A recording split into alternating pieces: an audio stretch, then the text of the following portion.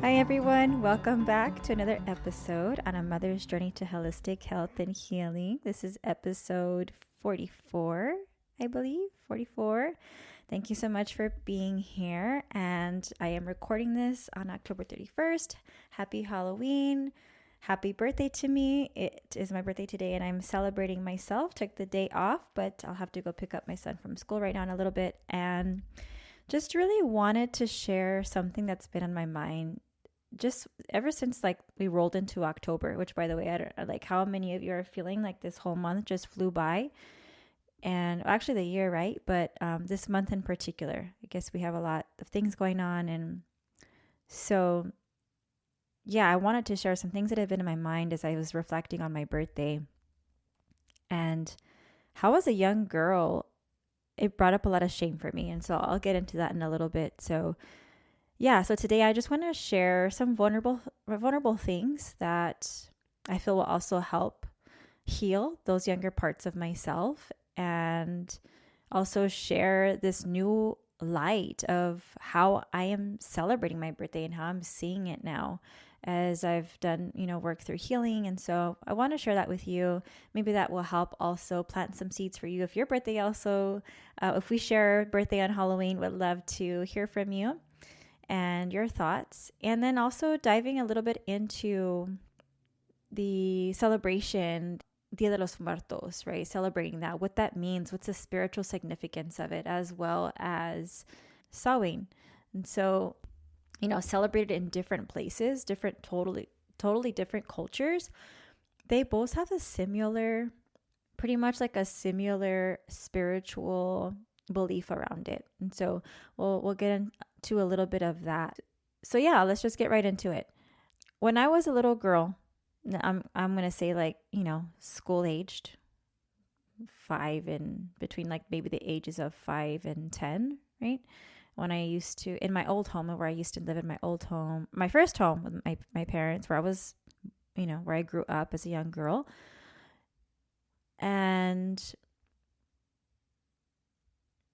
I really, my mom's birthday is also right after mine. So hers is on the 1st and my sister's is on the 28th. So we're all Scorpio.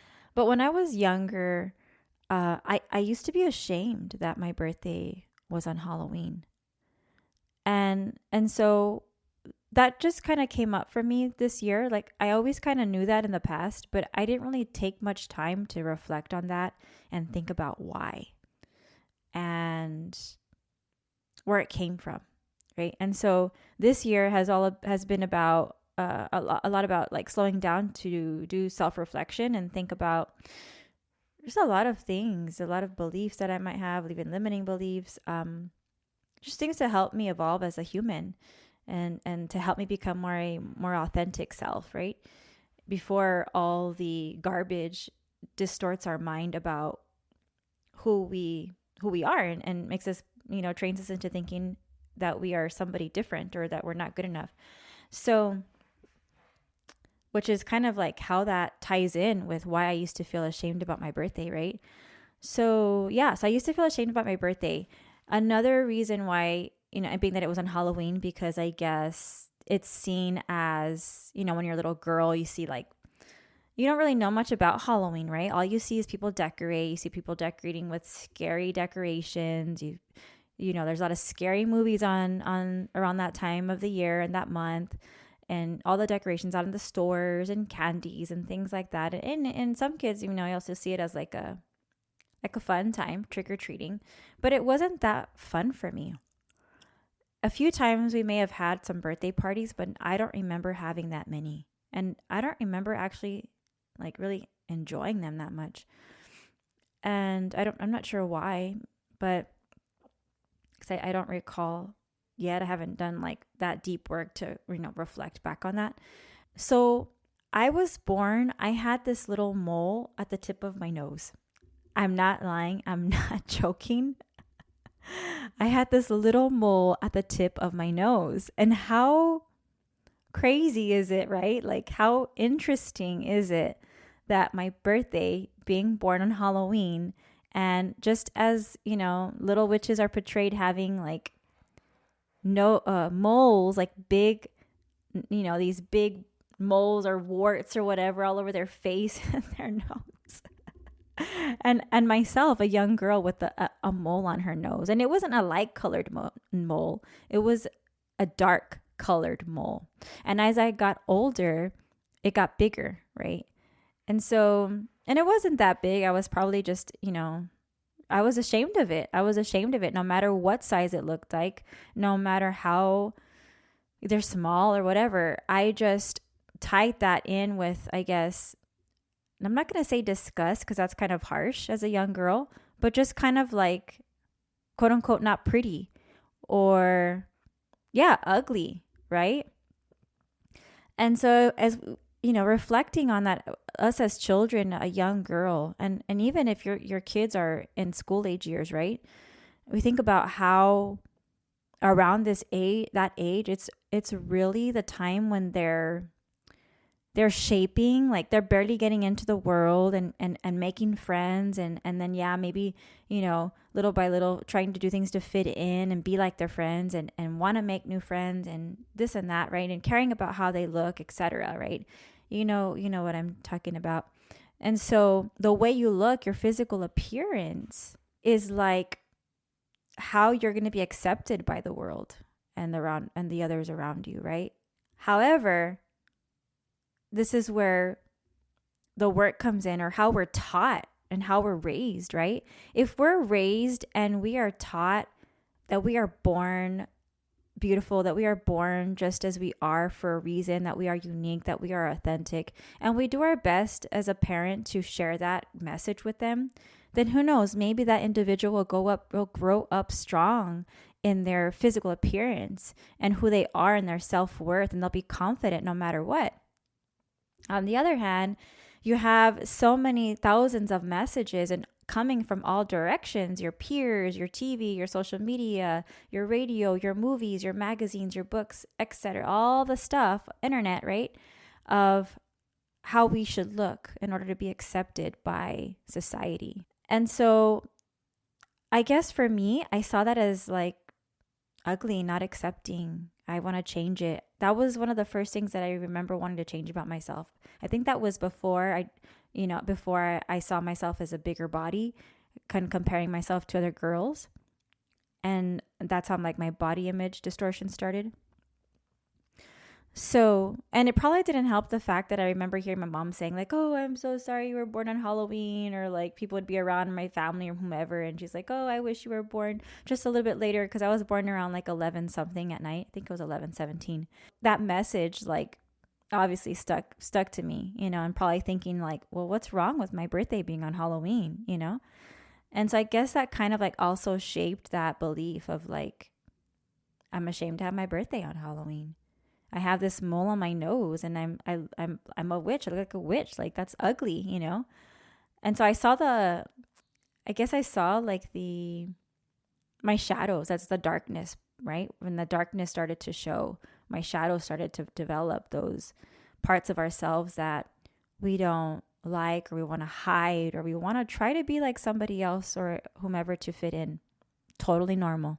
So by the time I got into middle school, right, this is where we even more want to be accepted by our peers, and we even want to dress like the trends and do all the trendy things to look and fit in, to be socially accepted, because that's just normal. That's just how it is these days, right? And that's how we, I guess, develop as young teenagers. And so at that time, I got the mole removed. I was maybe like 11 or 12. I got the mole removed, and still kind of was like whatever about my birthday. Didn't really talk about it much. Didn't really celebrate it much. Didn't really have any parties. Maybe did the trick-or-treating thing every now and then. But it wasn't something that like I was always super excited about. Not like I feel like I am now as an adult. So yeah, so for a long time, I just kind of went on about my birthday like, okay, trick-or-treating, whatever. And now I'm working on seeing it as a way to celebrate. It's a celebration, not just celebrating myself and my mom for birthing me, and my dad, but also a celebration of life and how that ties in with our ancestors and Dia de los Muertos and Samhain, that is celebrated in other parts of the world. And so we'll talk a little bit about what that is, how that ties in with like healing too, I feel like. So yeah, I've kind of come to see, as I'm working and deepening my spiritual path, my spirituality, I come to see what a gift it's been to be born on one of the most sacred, pretty magical times of the year, when the veil between the worlds is thin, as they say, right? To spirit, to your ancestors, and connection, transformation, and remembrance. Like, kind of like that's like the energy that it fills the air. Like when I think it filling the air, I think of like the energy of like the transition of fall into fall. You start to feel like the coolness in the air shift, right? Even at certain points of the time of the day, like in the morning and during the day and the night, you feel a sudden, like a subtle shift. Even the way the sun shines upon us is different. Like the way that it rises in the morning and just throughout how it is throughout the day, and as it sets now earlier, right? We have a earlier, it gets darker earlier.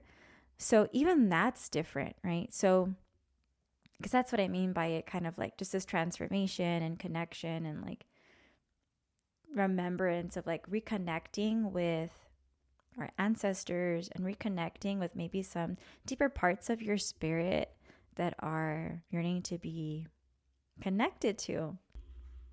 So I kind of just wanted, that's what I just wanted to share about, about my birthday. And so if your birthday is on Halloween or maybe any other kind of holiday or certain day that you feel shame about or embarrassed about, I'd encourage you, I'd really ask you, take a moment to reflect on why.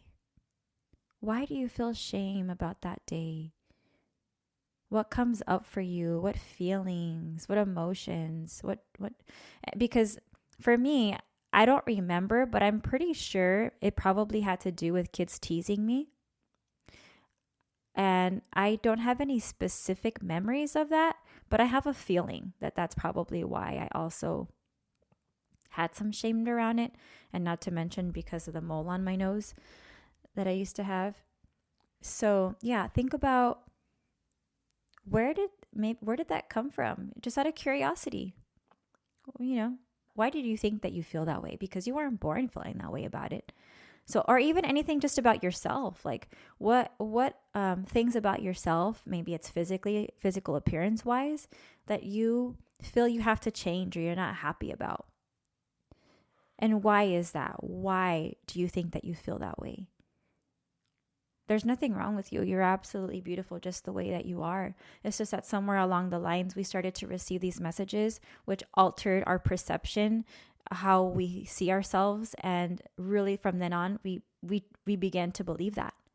But our mind, like we choose our reality by like our thoughts. Our thoughts can create our reality. And how we feel about ourselves and the world around us. So maybe reflect on that and think about, is that something you want to let go of? And how can you do that work to let go of that belief? Which is what kind of reminds me of the spirituality when we're transitioning into the fall and the winter too. And here's where we bring in Samhain and Día de los Muertos. So I talked a little bit about this in my previous episode about nourishing yourself during this fall, right? And here's where around this time, as the season shifts, as nature shifts, right? The leaves fall, the animals are starting to go into hibernation, right? You can just notice like a retreat, right? Like a retreating away from, I think they're going to go into their slumber and rest, right? And so kind of reminds us, like when we reflect that back to us as humans, it's also a time as well for ourselves to reflect, to have self-reflection. Beautiful time for self-reflection, maybe even slowing down and kind of reflecting on what that could look like for you in the season of your life this year as you are going through change and evolving. So when this time approaches, this is where the people who practice Samhain, right, they see it also as a time of transition, of remembering in terms of their ancestors. It's a time to really honor their ancestors, reflect on their past year, about their life. That it's also been known to have a lot of rituals, like fire rituals, fire ceremonies, harvest feasts. It's also known to mark the end of the harvest season and to begin the winter, or it's often called the Celtic New Year. So people in all parts of, mostly like different parts of Europe and Ireland and Scotland, they celebrate like a Celtic pagan festival. And the Celtics back then believed that during Samhain also is when the time when the spirits had and the living could communicate. I'm going to say, like, I guess more clearly, like they can receive their spirits and their ancestor guides to visit. It was like a time when that portal was more available. Just like they say, again, like that saying, the veil between the living and the spirit world is the thinnest, right? So it was a time for them for deep reflection, honoring their ancestors, also honoring death as part of the life cycle. And we can see the same thing with Dia de los Muertos, right? So Dia de los Muertos is more rooted in indigenous Mesoamerican traditions, right? And they honor the dead even long before the Spanish colonization.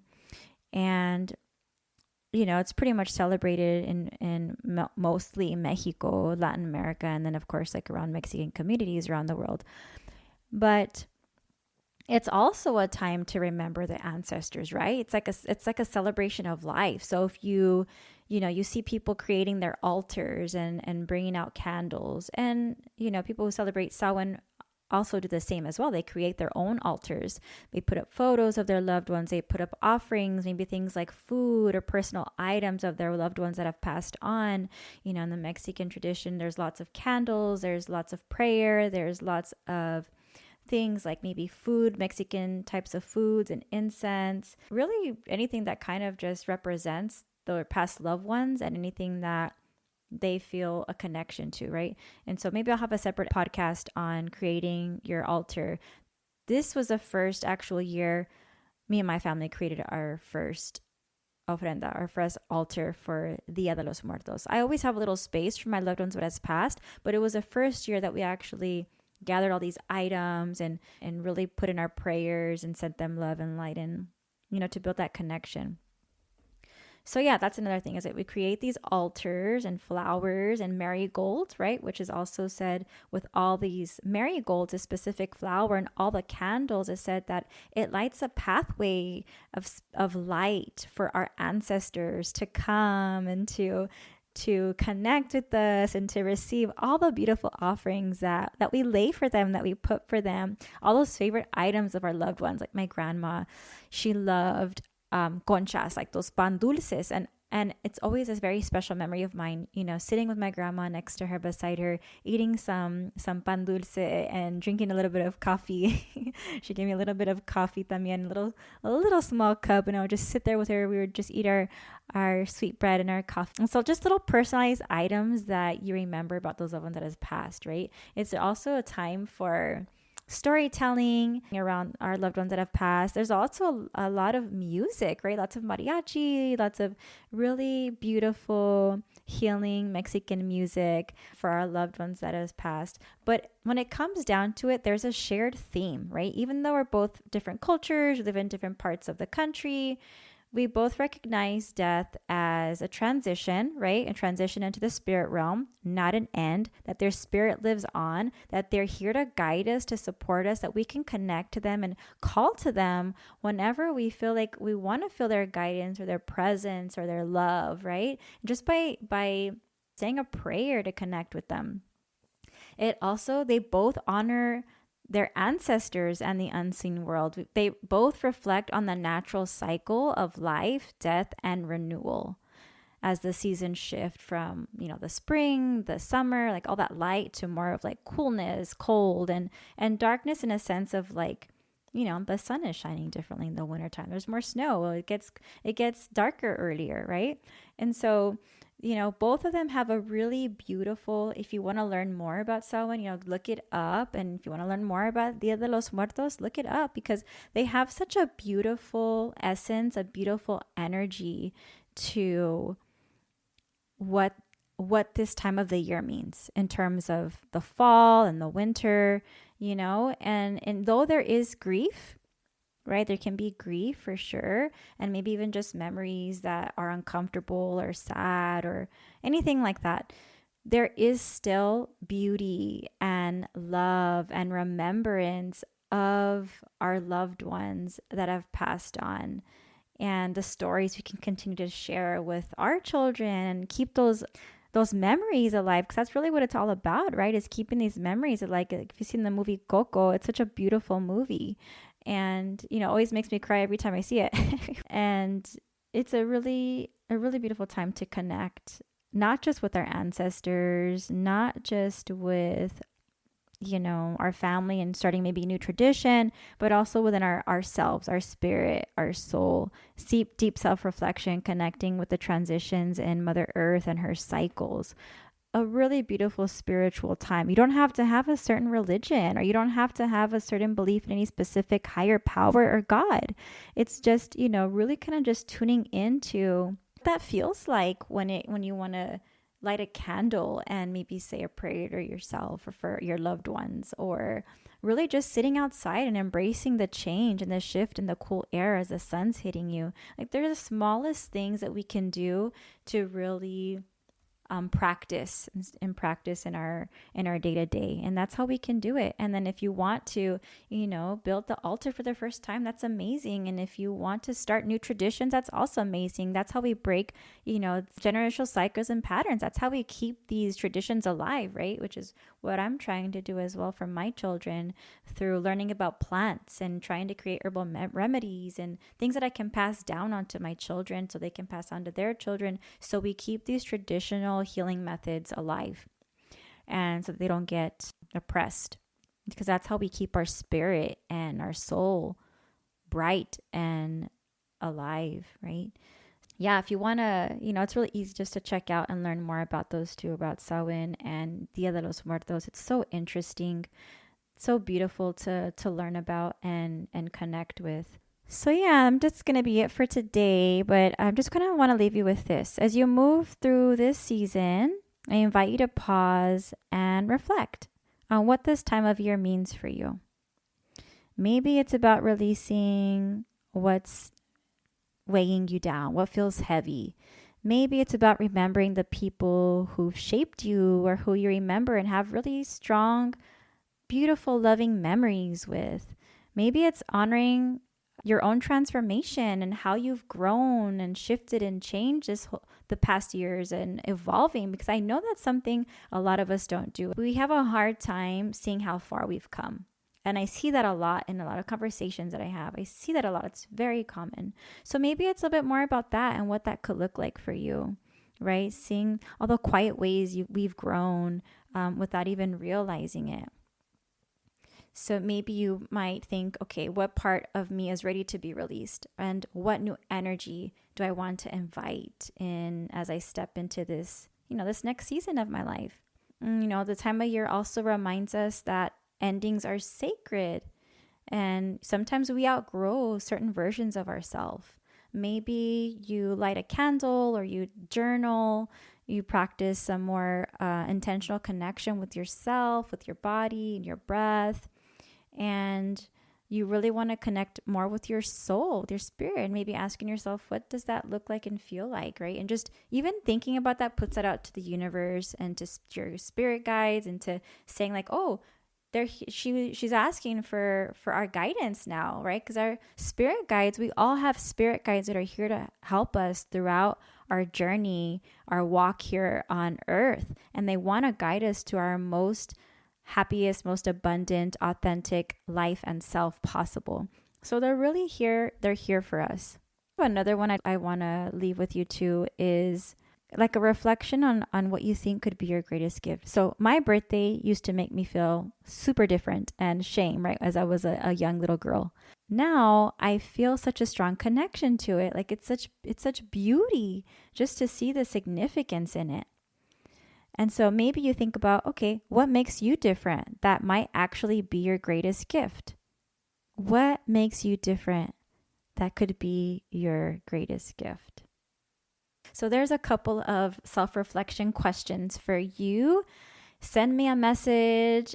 Please leave a review for the podcast if you haven't yet. I'd really appreciate it and help, the podcast reach other mamas who could, receive some of this healing medicine and stories from the other powerful warriors who share their stories here on the podcast. Or tag me in your stories. I would love to, just see who's listening and whatever is helping you. Yeah. So as this episode comes to close, I just want to say thank you for sharing this moment with me as I was, opening up and being vulnerable and sharing about my Halloween birthday and how I used to be so ashamed of it, and which is very sad, but it's okay because now I know what it actually means to me and in my life and have changed that belief, and it's so freeing and it's so just beautiful. Yeah, this is a time of year with Samhain and Día de los Muertos. It reminds us that transformation is natural and we're always evolving, and that love is all around us, and we can call to our ancestors for any time. So as you move through the season, I invite you to take a moment to reflect. Again, thinking what part of you is ready to be released and what new energy do you want to invite in this season. I hope this episode inspires you to honor your own uniqueness, your cycles of change, and the quiet ways you've grown, because it helps kind of like reignite the spark in us and actually see, wow, look at how far I've come.